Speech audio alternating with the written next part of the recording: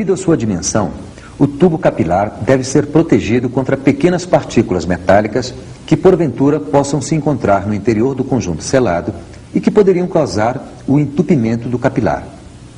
Para evitar que isso aconteça, é instalado um filtro de impurezas no início do tubo capilar. A este diagrama, assim montado, damos o nome de conjunto selado. Aqui temos um conjunto selado de refrigeradores: evaporador, condensador, compressor hermético, filtro, capilar, tubo de sucção. Este é um conjunto selado de um condicionador de ar.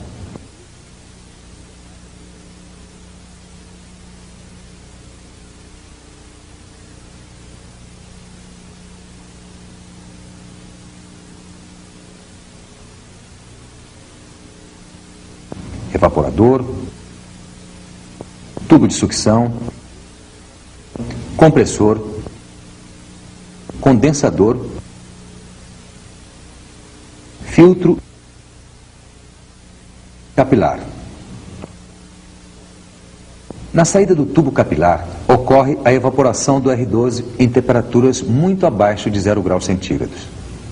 Então, se existir água no interior do conjunto selado, ela irá transformar-se em gelo na entrada do evaporador, causando obstrução na tubulação. Para evitar que isto aconteça, vamos observar este desenho em corte de um filtro. Nele podemos ver duas telas, uma mais grossa, que fica na entrada, e outra mais fina, localizada na saída. Entre estas duas telas está localizado o agente secador em forma de bolinhas brancas. Estas bolinhas brancas chamam-se molecular sieve, e sua função é reter qualquer água ou umidade existente no interior do conjunto selado. Você já deve ter observado que em todos os refrigeradores e freezers, o capilar e o tubo de sucção estão em contato direto, de modo que parte do calor do capilar seja transferido para o tubo de sucção, fazendo com que o R12 líquido chegue mais frio ao evaporador, melhorando a eficiência do conjunto selado.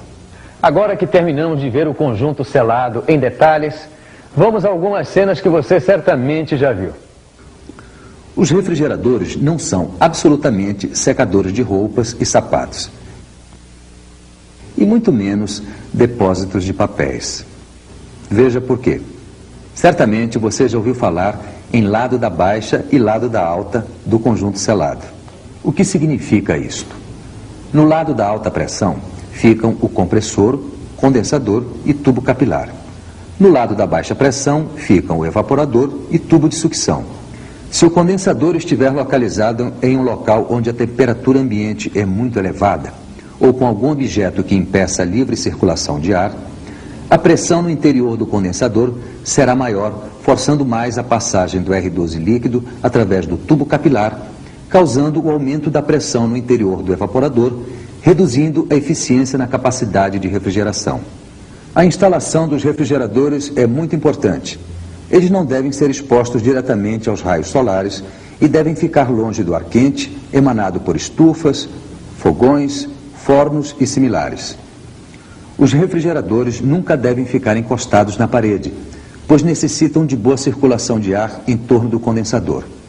Nas instalações em boxes, as paredes e o teto devem permanecer com um espaçamento mínimo de 10 centímetros. Todo e qualquer refrigerador, bem como os congeladores, devem ser carregados com alimentos gradativamente. Se uma grande carga de alimentos é colocada de uma só vez, a refrigeração ficará comprometida até que todo o calor dos alimentos seja removido. Quando todos os alimentos colocados no interior do refrigerador estiverem suficientemente frios, o compressor será desligado através de um dispositivo chamado termostato. Vejamos agora como ele funciona. A queda de temperatura provocada pela evaporação do R12 faz com que o termostato interrompa a passagem da corrente elétrica, desligando o compressor. Quando a temperatura no evaporador aumentar, o termostato liga o compressor novamente, mantendo assim a faixa ideal de temperatura para a conservação dos alimentos. A temperatura do compartimento refrigerador, segundo as normas internacionais, está na faixa de 0 a 7 graus centígrados positivos. No compartimento congelador de refrigeradores, a temperatura estará na faixa de 6 a 12 graus centígrados abaixo de zero. A temperatura no interior do freezer é inferior a 18 graus centígrados abaixo de zero. Um ponto muito importante. Muita atenção ao diagnosticar um defeito num refrigerador, principalmente se a sua suspeita for em relação ao conjunto selado, pois a substituição de qualquer dos seus componentes é trabalhosa e requer a utilização de soldagens com maçarico, bomba de vácuo para evacuar o sistema, cilindro de gás refrigerante para recarregar o conjunto selado, além do transporte do produto, já que este tipo de trabalho não deve ser realizado na casa do cliente. Quando um refrigerador é ligado à tomada, logo após ser instalado, ou quando esteve desligado por longo tempo, ele não começa a congelar todo o evaporador de imediato, pois grande quantidade do R12 líquido permanece misturado com o óleo do compressor. E quando o refrigerador é ligado, o gás refrigerante demora para separar-se do óleo e distribuir-se através do conjunto selado. Este fato é completamente normal. O conjunto selado demora cerca de 45 minutos para ficar balanceado. Após determinado tempo de funcionamento, o evaporador passa a congelar em toda a sua extensão. A partir deste momento, dizemos que o sistema está balanceado e quase todo o R12 líquido estará no evaporador. Quando o compressor é desligado através do termostato, as pressões do lado da alta e da baixa tendem a igualar-se. Após a parada do compressor, a pressão do R12 do lado da alta força-o através do tubo capilar para dentro do evaporador, igualando assim as pressões do lado da alta e do lado da baixa. O R12 deve circular através do tubo capilar, agora sem o auxílio do compressor. Uma equalização completa demora cerca de 5 minutos.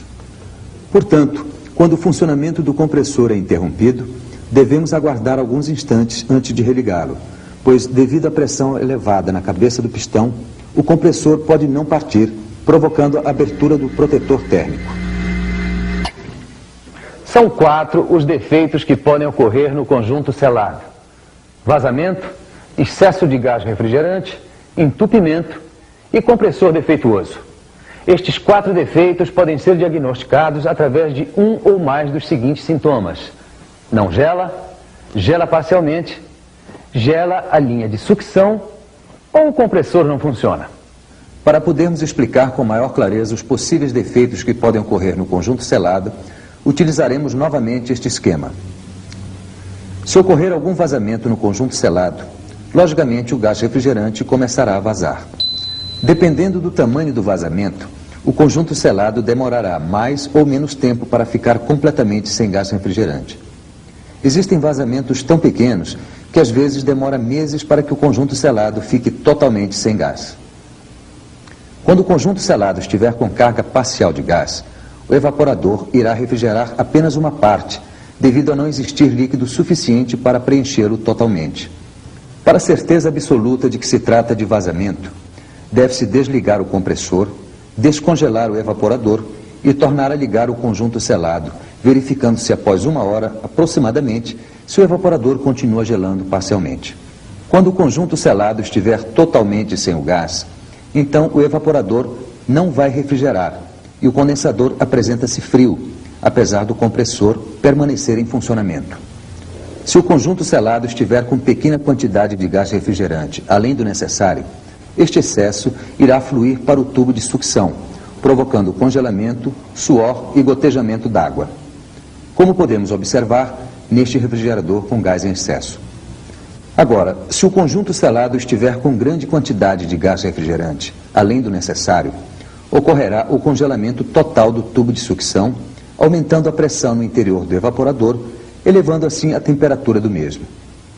Este excesso ocasionará também a chegada do R12 líquido no interior do compressor, causando uma furiosa ebulição no óleo, que poderá provocar o desligamento do protetor térmico. Se ocorrer um entupimento no interior da tubulação do conjunto selado, não haverá a circulação do gás refrigerante.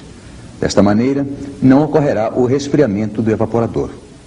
Agora, se a restrição não for total e sim parcial, será preciso considerar o local onde ocorre esta restrição. Se a restrição parcial for do lado da alta, então geralmente devido à diferença de pressão ocasionada pela restrição, ocorrerá o resfriamento próximo a esta restrição. Se a restrição parcial estiver no lado da baixa, então a pressão do evaporador será mais alta, provocando o aumento da sua temperatura. Uma restrição parcial no tubo capilar tem a mesma ação que aumentar o seu comprimento, fazendo com que o refrigerante fique muito frio no evaporador, porém só refrigera uma parte do mesmo.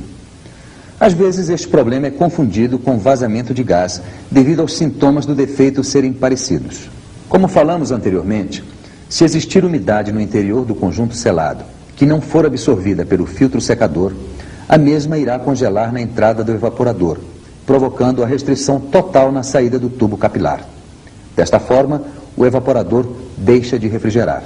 Para ter certeza absoluta de que realmente a restrição na tubulação é causada por umidade, deve-se aplicar calor na entrada do evaporador com auxílio de um pano embebido em água quente.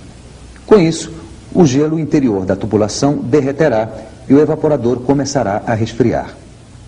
Se o compressor estiver funcionando, mas não estiver comprimindo, o gás refrigerante não circulará e o evaporador, obviamente, não vai refrigerar. Agora, se o compressor estiver com rendimento abaixo do normal, ele não conseguirá manter o diferencial de pressão necessário entre o lado da baixa e o lado da alta no conjunto selado. Neste caso, o evaporador ficará mais quente que o normal. E chegamos ao final deste programa de treinamento sobre os princípios de refrigeração. Para o melhor aproveitamento do que você acabou de ver, recomendamos a leitura atenta do nosso manual. Em nome da White Westinghouse, nosso muito obrigado.